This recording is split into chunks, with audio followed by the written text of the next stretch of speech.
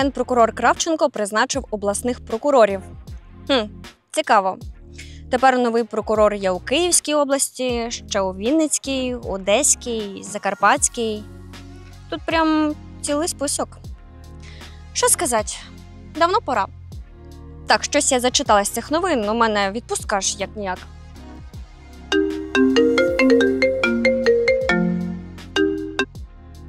Ангелін, привіт, терміново. Там нових топ-прокурорів призначили і... Ну і що?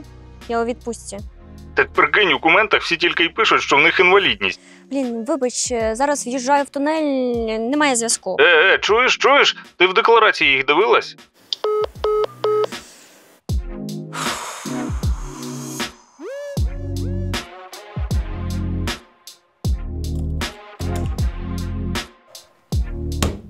Відпочити у мене, як ви вже зрозуміли, не вийшло. З одної вагомої причини. Точніше, з двох. Але про все по порядку. У червні призначили нового генпрокурора Руслана Кравченка, наймолодшого генпрокурора в історії країни, яким же, я точно не знаю, пожонглювали на кількох інших високих посадах. За останні 2 роки він встиг і Київською обласною військовою адміністрацією покерувати, і цілою податковою порулити. Тепер он офіс генпрокурора. За перший місяць роботи тут Кравченко вже запам'ятався 2 речима. Перша – участь в офісному бліцкризі по знесенню незалежності НАБУ і САП. Не надто вдалому, як ви вже знаєте, але страшно нахабному. Якщо дуже коротко, то саме Кравченко за планом мав утримати контроль над роботою органів, які взагалі-то мали бути незалежними. І саме Кравченко опісля взявся розповідати про «будемо і САП однією сім'єю». Все ж нормально, чого ви от все? Ми будемо однією сім'єю. Друга – нові призначення. Логічно. Приходить генпрокурор, прибирає старих керівників, ставить нових. І враховуючи оці всі пафосні заяви про чистку, звільнення від впливів і це все стандартне бла-бла, ці призначення мали бути бездоганними. Ну, чи хоча б такими здаватися. Але ні. Частина цих призначень тупо ні на що не вплинула. Так, наприклад, керівником Миколаївської обласної прокуратури став керівник Одеської обласної прокуратури, який до цього був керівником Черкаської обласної прокуратури. Я ніколи не могла зрозуміти такого. Якщо людина ефективна в Черкасах, то нащо її кожен рік перекидати на іншу область? А якщо робота завалена і результатів 0, то нащо в принципі тримати таку людину? Але нехай. Інша ж частина цих призначень прямо вказує на те, яку саме одну сім'ю хоче побудувати Кравченко. Така вона якась виходить поки своєрідна. Посеред нових обласних прокурорів, призначених вже Кравченком, ми побачили старі і дуже знайомі обличчя. Гулянка у Татарова, нерухомість на $1 мільйон, печерські квартири на бабусі, трохи ролексів, дрібка Карт'є, такий собі стандартний прокурорський стартер-пак. Слухай, я вже втомилась про це все розказувати. Може, ти щось додаси? Втомилась вона. Друзі, а якщо вам подобається, як ми втомлюємось, але водночас робимо крутий контент, і ви хочете і можете нас підтримати, в описі під відео знайдете всі можливі способи це зробити. До речі, не можу не згадати, тепер підтримати нас стало ще простіше – через Монобазу. І за це ви отримаєте ось такий скін. Тож, не зволікайте. А тепер про нових прокурорів Кравченка, які прийшли лупить скалу застарілої прокурорської системи, але є чуйка, що цілком можуть її очолити. Тож, перший пішов – Олег Ткаленко. Цього липня генпрокурор Кравченко підписав наказ про його призначення очільником Вінницької обласної прокуратури. І, в принципі, Ткаленка можна характеризувати єдиним фактом. У 2021 році він був одним із гостей на дні народження Олега Татарова. Тому самому дні народження. Оцьому. І от Ткаленка теж запросили. Одним із перших до закладу приїжджає чоловік, схожий на заступника керівника Київської обласної прокуратури Олега Ткаленка. Не те, щоб там були абсолютно всі прокурори країни, тим паче заступники. А Ткаленко тоді якраз і був заступником Київського обласного прокурора. Тим не менш, вектор, на який орієнтується Ткаленко, в принципі, зрозумілий. І от цей вектор теж має на Ткаленка свої плани. І от тепер він буде представляти уже всю Вінниччину незалежно і непідконтрольно. Але для сюжету одного цього факту мені видалось все ж замало. Тож я вирішила пройтися по майновій історії Ткаленка. Бо що? Бо нас поки правками в закон закенселити не можна. Тож цим має хтось продовжувати займатися. Почну одразу зі смішного. Коли ми вже все цікаве познаходили, то почали шукати можливостей поговорити із самим Ткаленко, взяти у нього коментар. Ми дзвонили, писали, звісно, направляли офіційні запити. І в цей момент новий очільник прокуратури Вінниччини вирішив піти на випередження. І на офіційній сторінці Вінницької обласної прокуратури, вдумайтесь просто, вивалив цілий допис про всі активи своєї родини, про які згадав. Спроба вийшла така собі, але за креативність вподобайка. З вас, до речі, теж вподобайка під цим відео. Ну що, тепер твоя черга розповідати. Ну, я. За плечима в Ткаленка пристойний стаж роботи в прокуратурі. Цілих 18 років. Стартував він із посади помічника міжрайонного прокурора у місті Шостка, Сумська область. Через кілька років Ткаленка відправляють у Вінницьку обласну прокуратуру, де той дослужився до начальника цілого відділу. Там він довго не попрацював і незабаром його перевели на рідну Сумщину. Тут він обіймав кілька керівних посад, а далі ми додаємо ще одну фігурку ось тут, у Києві. Адже у серпні 20-го Олег Татаров стає заступником керівника Офісу Президента, відповідальним за правоохоронний напрям. І вже за кілька місяців, у листопаді 20-го, наша друга фігурка Ткаленко переїжджає із Сум у Київ. Тут він починає працювати заступником начальника прокуратури Київщини. До чого тут Татаров? А просто вони з Ткаленком, вочевидь, не чужі люди. Бо, як я вже і сказала, у 21-му році наші колеги з УП зафіксували Ткаленка у Конча-Заспі на святкуванні дня народження Татарова. Зважаючи на решту гостей цього знаменного свята, нескладно зробити висновок, що випадкових людей сюди не кликали. Як це пояснив сам прокурор, каже, що раніше дійсно підтримував стосунки з Татаровим по робочим питанням, коли останній працював у правоохоронних органах. Але зараз вони не перетинаються у професійній сфері, тому і не спілкуються. Ну так. Явно ж приїхав на день народження і весь вечір мовчки сидів. Ну, про що ж говорити? Олег Татаров всього-навсього опікується від ОП усім правоохоронним напрямом, від поліції до ДБР і навіть частково СБУ. Нуль перетинань у професійній сфері. Коротше, Ткаленко пробув на посаді заступника голови прокуратури Київщини майже 5 років. Це приблизно вдвічі довше, ніж у середньому затримуються керівники цієї області. А що таке Київська обласна прокуратура? Ну це десятки справ про незаконне заволодіння землями. Нерідко дуже жирними землями. Бо тут Конча-Заспа, Осещина, Лісники, Підгірці, Ірпінські мутки. О, так, цілий мішок ірпінських муток. Тут прибережні зони, тут достатньо ландшафтних парків. А що таке Київщина в останні 3 роки? Це ще й мільярдні розпили на відбудові. Буча, Бородянка, Ірпінь, Гостомель, Мощун. Цілих 5 ефірів ми присвячували цим історіям про фейкових ФОПів, підставні компанії, божевільні завищення в кошторисах, жахливу якість робіт і прив'язку до місцевих посадовців. В реальності ж там десятки кейсів. І от що цікаво. Генпрокурор Кравченко якраз і очолював КОВА в цей період, прийнявши естафету від Олексія Кулеби, якого кар'єрний вітер поніс звідси спочатку в Офіс Президента, а далі у віце-прем'єрство. Обидва світилися в наших же історіях про відбудову, бо в цьому процесі, відповідно, світилися наближені до них люди. Так ми розповідали, як під кінець 24-го, коли Кравченко уже однією ногою був у податковій, а іншою ще в обласній адміністрації, остання провела низку тендерів на відбудову Бородянки. І якось так склалося, що підряди віддали компаніям, пов'язаним з оточенням екс-мера Ірпеня та самого Кравченка, зокрема з його радником Олександром Онищенком. Ця історія, здається, правоохоронців не зацікавила взагалі. Але от після одного із наших раніших сюжетів про розпил на відбудові, прокуратура Київщини таки відкрила аж 4 кримінальні провадження. Що з ними було далі? Спробуйте здогадатись у коментарях. Чи варто говорити про те, що саме прокуратура відіграє одну із ключових ролей в подібних розслідуваннях? Ну окей, мала б відігравати. Але як це робити, якщо областю керували аж такі люди?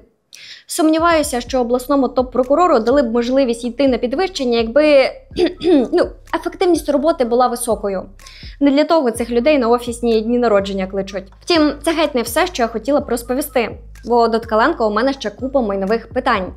Тих самих, про які він сам вирішив поговорити на сторінці прокуратури Вінниччини у Фейсбуці. Давайте дивитись. Офіційно майна у головного прокурора Вінниччини не так багато.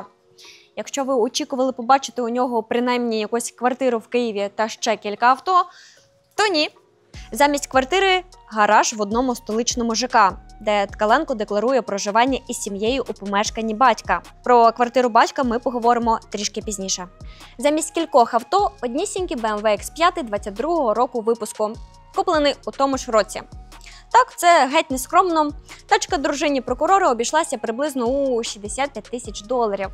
Але, схоже, прокурорських коштів не вистачало на цю покупку. То що робити, коли дуже хочеться, але не можеться? Правильно, позичати. Повну суму на купівлю авто позичив Аватіс Овсіпян із Шостки, де колись трудився Ткаленко. Втім, про нього і Овсіпянів теж згадаю, але трішки пізніше. Ще у дружини прокурора кілька земельних ділянок і це все. Могло би бути, і тоді я просто сказала, все так все, виглядає адекватно, всім дякую за зйомку. А вже ж, я тільки розігрілася, там ще капець як багато чого цікавого. Справи батька прокурора Валерія Ткаленка якось різко і одномоментно пішли вгору відразу після того, як його сина у 2020 році призначили заступником начальника прокуратури Київщини. Принаймні, це можна відстежити по його шопінгу на ринку нерухомості. Якихось півроку після призначення сина, і батько у квітні 21-го вже купує трьошку в одному із ЖК Києва. 120 квадратів і 3 хвилини до метро Голосіївська. Зараз схожі по параметрам квартири у цьому будинку продаються за понад $150 тисяч. Само собою, купував тато не для себе, бо там оселився прокурор із родиною.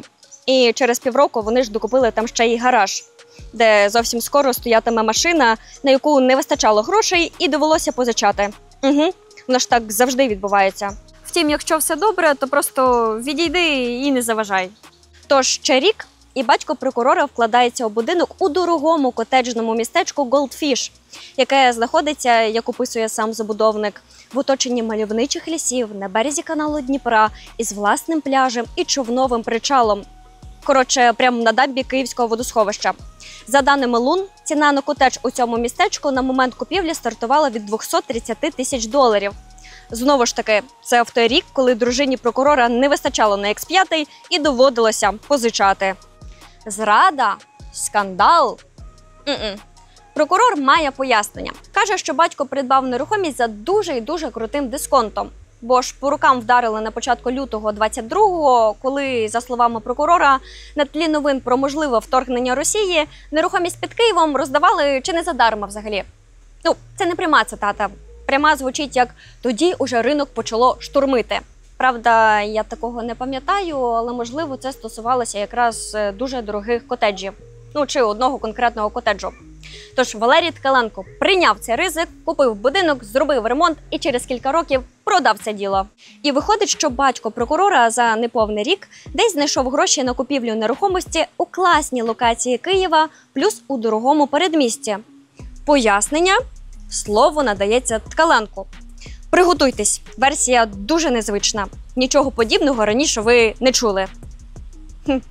Жартую, саме її ми чуємо регулярно. Отже, у відповіді прокурора сказано, що батько був дуже і дуже крутим бізнесменом. Щоправда, давно, але потужно. Значить, був крутим бізнесменом, багато заробляв, але нічого аж такого не купував. Збирав. Далі у 2015 році він закрив свій ФОП і подався урізноманітнювати життя потужного бізнесмена. Почав працювати на різні комунальні сумські підприємства. Світ грошей він такий непередбачуваний. Потім, за словами прокурора, батько ще щось давав в оренду, і от бізнес, оренда і зарплата в комунальних підприємствах дала змогу батьку-прокурору зібрати аж 17 мільйонів гривень, який той почав витрачати, як тільки сину дали топ-посаду у Києві. Може, вичікував, аналізував ринок, і от, панове, цей день настав, час купувати дорогу нерухомість. Так, все. Із батьківською нерухомістю ніби закінчили.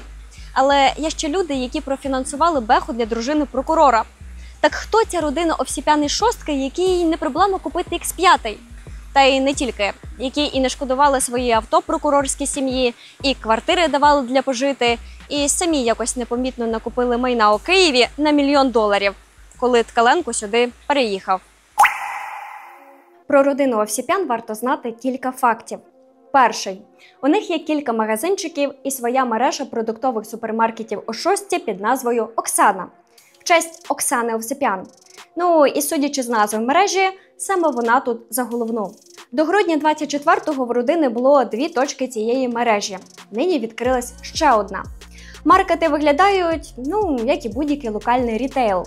Але рітейл – це прибутково, навіть у маленькій Шостці. Тож Овсіпяни, вочевидь, люди не бідні. Тим між не бідні і «бери мої мільйони, друже», все ж є різниця. Факт другий. Овсіпяни і Ткаленки один одному не зовсім чужі. Точніше, зовсім не чужі. Оксана Овсіпян – сестра дружини прокурора. Варто розуміти, що щедрість можна пояснити саме цим. Але щедрість ця якась занадто безмежна. Так, наприклад, широкий жест Овсіпян можна оцінити в декларації прокурора за 20-й рік, коли ті давали його сім'ї пожити у квартирі племінника на 120 квадратів у новенькому ЖК у Сумах, а потім ще давали пожити у своїй квартирі в Києві, і ще на своїй реношці поїздити. У 22-му році Аветіса Овсіпян позичає дружині прокурора 2,3 мільйони гривень. Уже за тиждень у неї новенький BMW X5. Да, позичали, зробили, не важно, я нічого не буду коментувати. Наступного року Овсіпяни, мабуть, подумали, що прокурорському подружжю мало одного авто. Тому на той момент 22-річна Альвіна, племінниця Ткаленків, дає дружині прокурора користуватися своєю Audi Q4 23-го року випуску, яку ж тоді і купила. У новій декларації прокурора за 24-й рік вже ні згадки про добрих родичів і шостки. Але це не означає, що їх там насправді немає. Падчерка прокурора Анна, яка нині працює спеціалістом в офісі генпрокурора, мешкає в ЖК Васильківський, у квартирі Овсіпянів. Це дорогий комплекс, який, якби Київрада дозволила б будуватися прямо на станції метро, там гарантовано і був зведений. А поки що не можна, тож він буквально впирається в станцію Васильківська. Таке житло тут зараз може обійтися понад $150 тисяч. Кумедно, що падчерка Ткаленка вже встигла тут собі купити парковку. А ви б купували паркомісце під ЖК, куди вас просто пустили пожити? Сумніваюся. А тепер перефразую. А ви б купили взагалі паркомісце, якби у вас офіційно і автомобіля не було? Без коментарів. А чого ви до мене дзвоните взагалі? Дійсно. І чого це я? А тепер перейдемо до третього факту про родину Овсіпян. Того, який бентежить найбільше. Майже вся столична нерухомість цієї родини, яка, нагадаю, веде свій локальний бізнес на Сумщині і зареєстрована на Сумщині, була куплена під час перебування Ткаленка на Київщині. Ба більше, все це відбувається з 22-го року. Тобто починається повномасштабне вторгнення. Сумщина переживає часткову окупацію. Сюди регулярно прилітає взагалі чи не все, чим росіяни можуть атакувати. І локальні бізнесмени звідси вирішують, що прийшов час купувати нерухомість в Києві, де паралельно трудиться Ткаленко. Список вражає. За останні 3 роки в Києві накупилося квартира і 2 паркомісця в ЖК «Панорама» на Печерську. Назва ЖК говорить сама за себе. Загальна вартість такої нерухомості наразі понад $350 тисяч. Є також квартира, і куди ж без них, 2 паркомісця в елітному ЖК на Печерську «Метрополь». Цінник на все про все станом на зараз може доходити до $400 тисяч. Не обійшлося і без квартири та паркомісця в одному із найдорожчих ЖК Києва – Трініті. Здогадаєтесь де? Правильно, на Печерську. Понад $350 тисяч. І вже згадана нерухомість в ЖК Васильківський, де живе падчерка Ткаленка. Це понад $150 тисяч. І знаєте, все це народило в мені обґрунтовані сумніви. Родина шостки, яка тримає тут декілька магазинів, роздає гроші, машини та квартири родині топ-прокурора. А коли його переводять на вищу посаду в Київ, починають різко, попри велику війну і купу ризиків, скуповувати столичну елітку. Сумніви стали ще обґрунтованішими, коли ми звернулися до Ткаленка із запитом. І він, несподівано для нас же, дуже-дуже детально пройшовся по заробіткам овсеп'янів. Так, ніби він сам ту бухгалтерію для них і веде. Каже, що за 22-24 роки їхній сукупний оборот склав фантастичних 600 мільйонів гривень. Ого-го, мабуть, повинна була б подумати я і перестати в цьому копатися. От тільки це оборот. Оборот, не прибуток. Обороти в рітейлі завжди високі.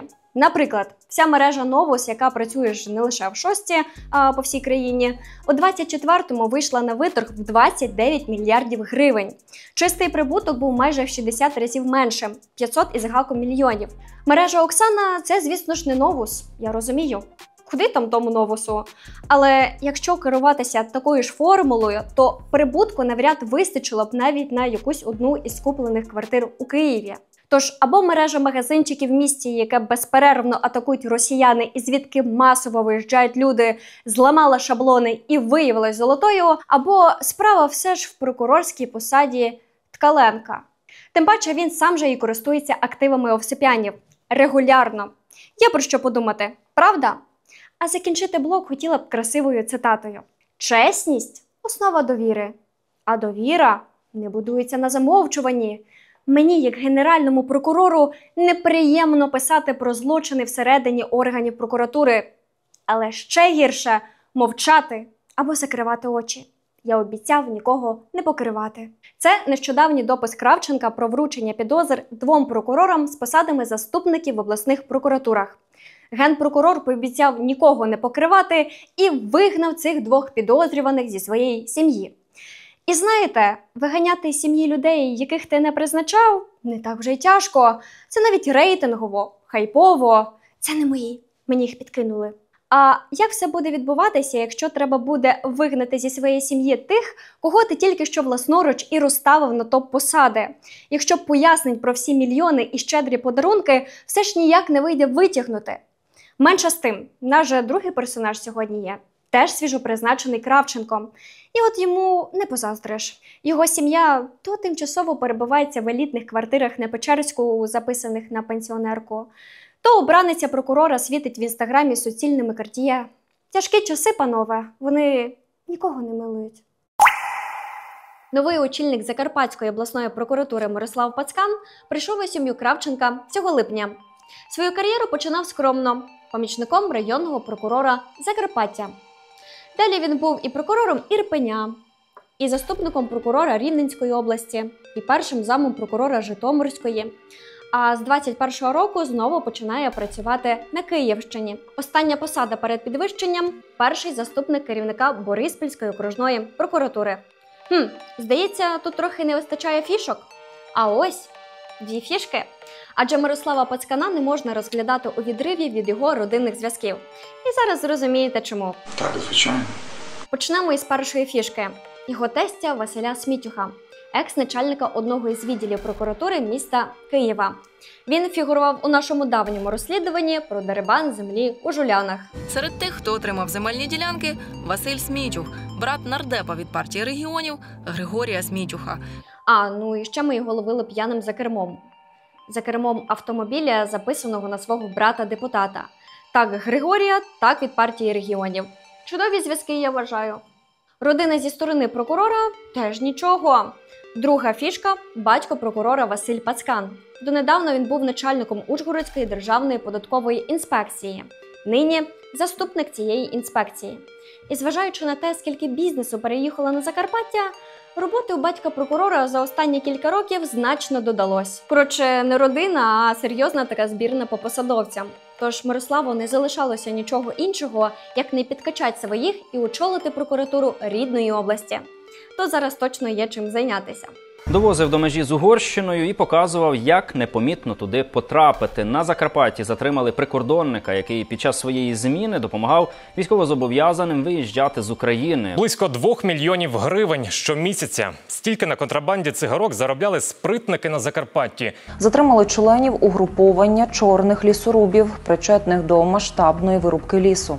До цього ще додається масштабне будівництво на Закарпатті готелів, котеджних містечок, ресторанів. Господи, простіше перелічити, що там зараз не будується і який бізнес не розвивається. Тож посаді очільника прокуратури Закарпаття, думаю, трохи заздрить навіть сам Кравченко. Солідно, грошовито, але отже біда.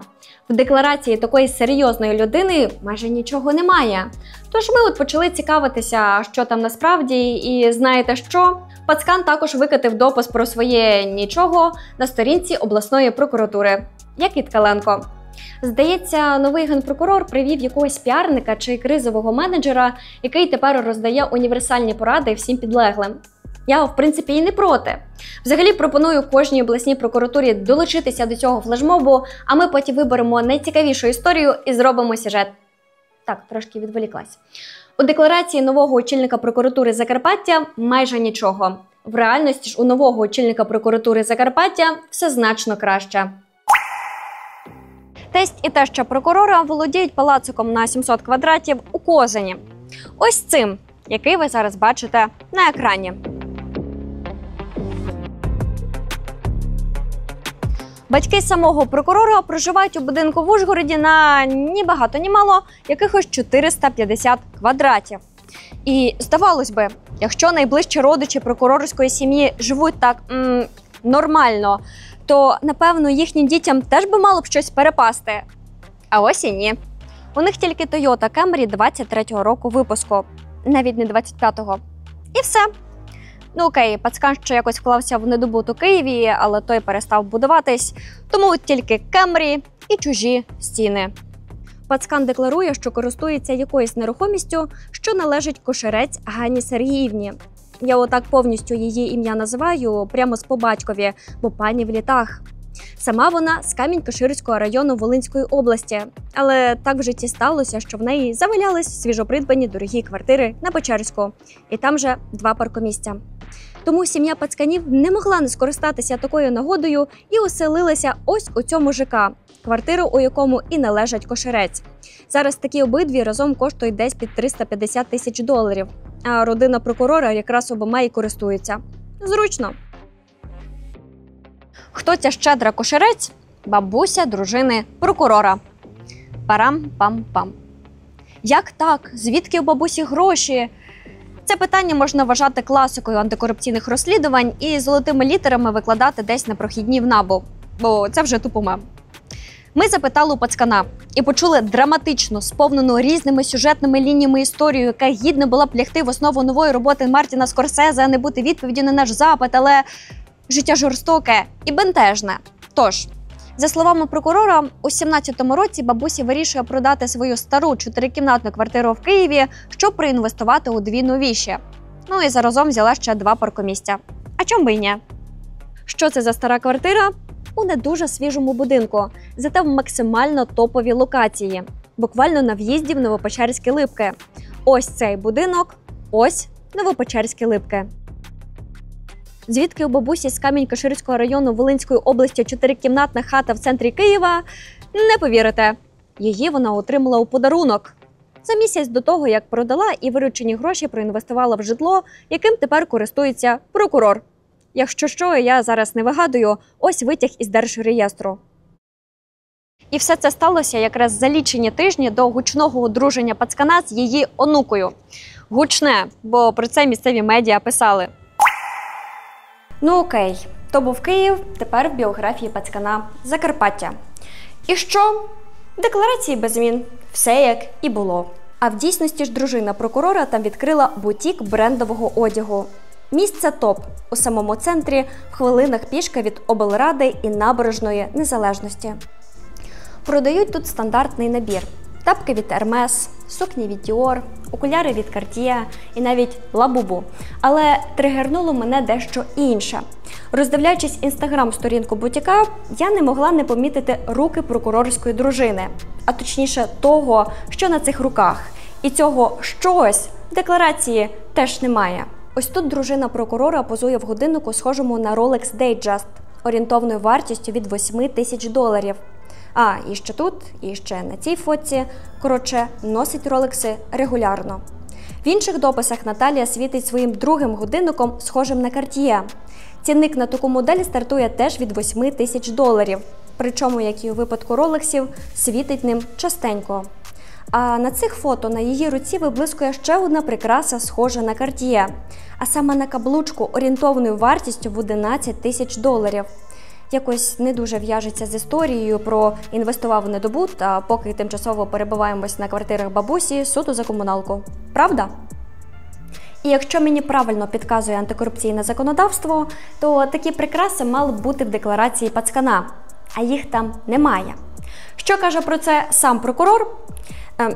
Клацніть паузу і напишіть свої версії в коментарі. Думаю, що ви всі вгадаєте, бо як і ситуація з хатою на бабусі, ця теж дуже мемна. Наталія бувала в Китаї і працювала з різними місцевими фабриками. Кілька досвідчених байерів допомагають їй викупляти і привозити ці речі до України. Це фабричний Китай, який схожий на відомі бренди. Що ж стосується її прикрас, годинник, каблучка та будь-які її речі, які викладені на сторінці, вони схожі на прикраси відомих брендів та привезені із Китаю через одну з українських служб доставки. Звісно, кілька таких прикрас вона використовує і в повсякденному житті. То нащо ж було видаляти фото? Бо Rolex і Cartier зникли відразу після того, як ми звернулися із запитом до пацкана. А взагалі це зручно. Так же ж можна про все сказати. Та ні, це не Бентайга в мене в гаражі. Це фабричний Китай, схоже на Бентайгу. Ви що? Це не справжні долари. Це фабричний Китай. Та ну, перестаньте. Це не оригінали Айвазовського на стінах. Це Китай, але фабричний. Короткий підсумок. Прокурором однієї із найгрошовитіших сьогодні областей Кравченко призначив вихідця з дуже відомої, в усіх сенсах цього слова, родини. Там суцільні службовці, посадовці, але якось назбиралося і на маєтки, і на квартири, і на інвестиції від бабусі. Можна не переживати за Закарпаття. Воно в надійних руках. Я почала збирати інформацію про сьогоднішніх персонажів, ще коли їхні імена фігурували у списку кандидатів. На той момент Кравченко керував офісом генпрокурора менше 2 тижнів. Говорив і робив ніби правильні речі. Наприклад, відправив прокурорів з інвалідністю на розгляд дисциплінарної комісії. Пообіцяв захистити бізнес від рук недоброчесних правоохоронців. Ну і ще жменька обіцянок. За місяць ситуація перевернулася із ніг на голову. Кравченко включився у битву за НАБУ і САП. Це мало принести йому контроль над органами, які ніби задумувались як незалежні. Ну і говорить про одну сім'ю із САП та щиро дивується, чому йому не довіряють. Ви ж не довіряєте мені, я не розумію чому, хотів запитати чому. Так мені й стало зрозуміло. Слова і дії Кравченка – це вже не суперечність, а цілком собі стратегія, у яку вже без дисонансу лягли у ці нові призначення обласних прокурорів. До речі, ще ж не всі оновлені, тож можете чекати на продовження. А поки у мене все. Пишіть, що ви думаєте про нових очільників обласних прокуратур у коментарі. І поширюйте це відео, щоб YouTube показував його більшій кількості людей. Ну, і якщо ви знаєте щось цікаве про інших прокурорів, пишіть нам на пошту, яку ви зараз бачите на екрані. Побачимось!